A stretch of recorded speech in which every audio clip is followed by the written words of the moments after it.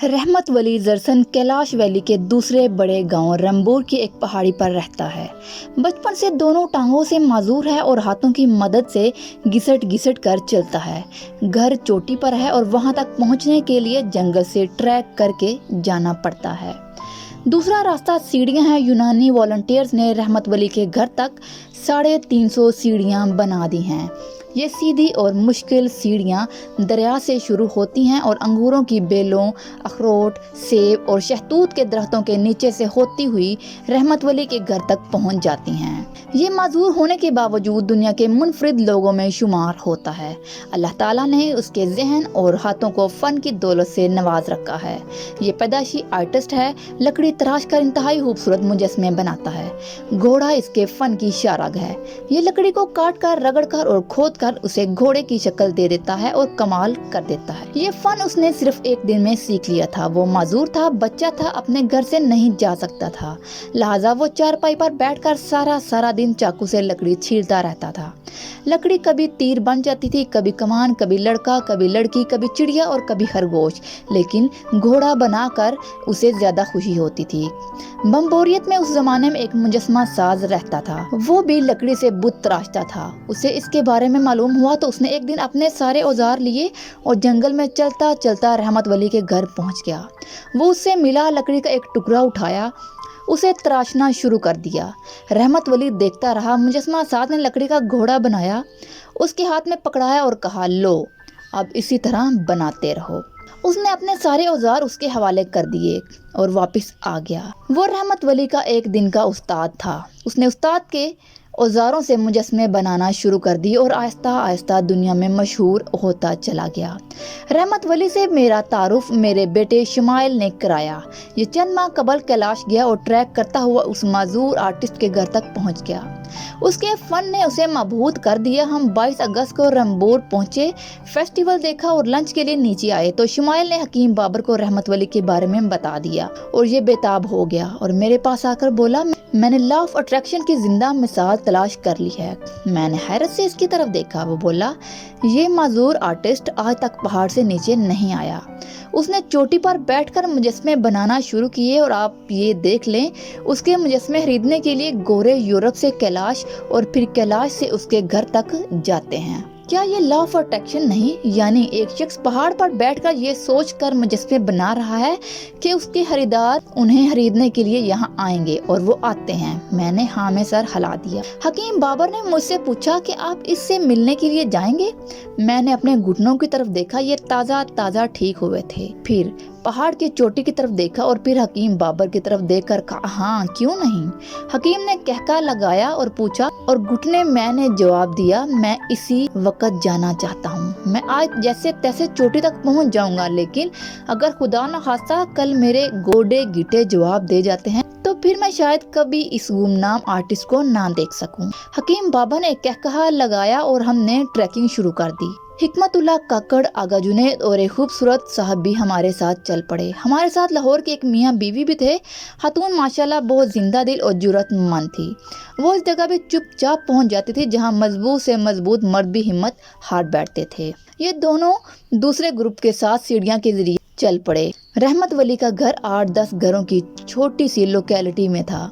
घर एक दूसरे के साथ जुड़े हुए थे। सहनों में अंगूर की बेलें और सेब के दरख्त थे और छतों पर शहतूत और खुबानी सिखाने के लिए रखी थी। हम बड़ी मुश्किल से गिरते पड़ते और पसीने से भीगते रहमत वली जरसन के घर पहुंच गए। वो गर्म जोशी से मिला और हाथों से घसीटता हुआ हमें अपनी वर्कशॉप तक ले गया। ये छोटा सा चबूतरा था। वहाँ इसके 5 शाहकार पड़े थे। 2 बड़े घोड़े थे, 2 पर सवार बैठे थे।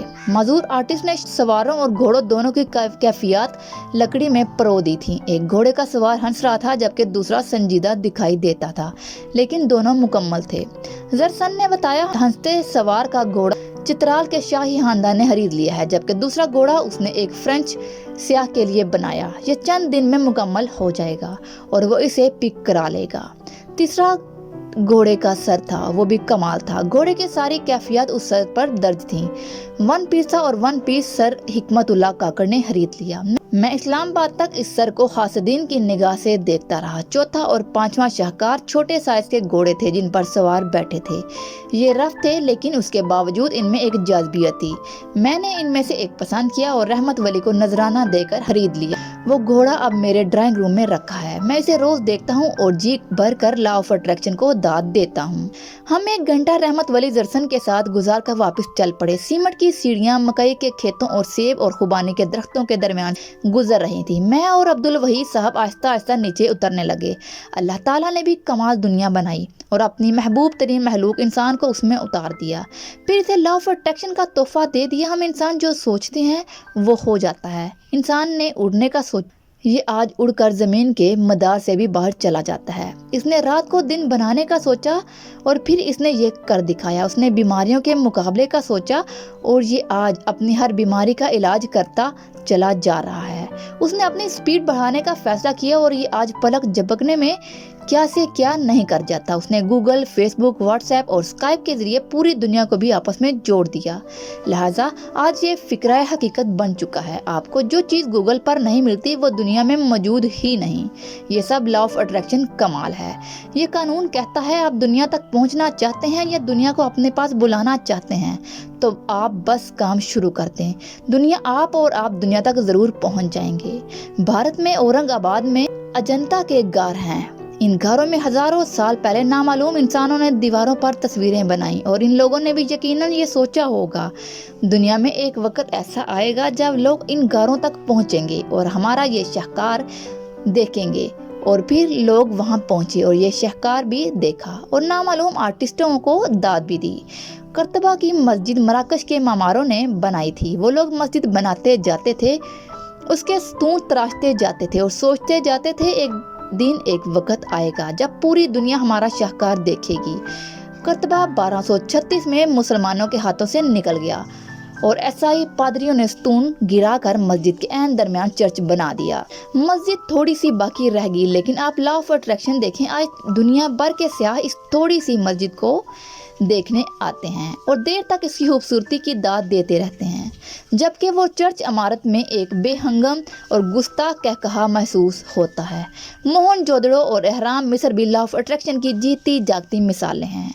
ये शाहकार इंसानों ने हजारों साल पहले ये सोचकर तहलीक किए थे दुनिया कभी ना कभी ये देखेगी और हमारे फन की दाद देगी। और आप कुदरत का कमाल देखिए, मोहनजोदड़ो 4000 साल पहले जमीन में दफन रहा जबकि एहराम 5000 साल रेत में छुपे रहे, लेकिन फिर दोनों एक दिन बाहर आए और अपनी हैबत और खूबसूरती से पूरी दुनिया को महबूब कर दिया। ये हो नहीं सकता कि इंसान ने कोई कमाल किया हो और वह दुनिया की नज़रों से पोशीदा रह गया हो, और यह भी मुमकिन नहीं कि इंसान कोई बात सोचता हो और वह दुनिया में ज़हूर पजीर ही ना हो। हम जो सोचते हैं वो भी होकर रहता है और हम जो करते हैं वो भी कभी ना कभी दुनिया तक ज़रूर पहुंच जाता है।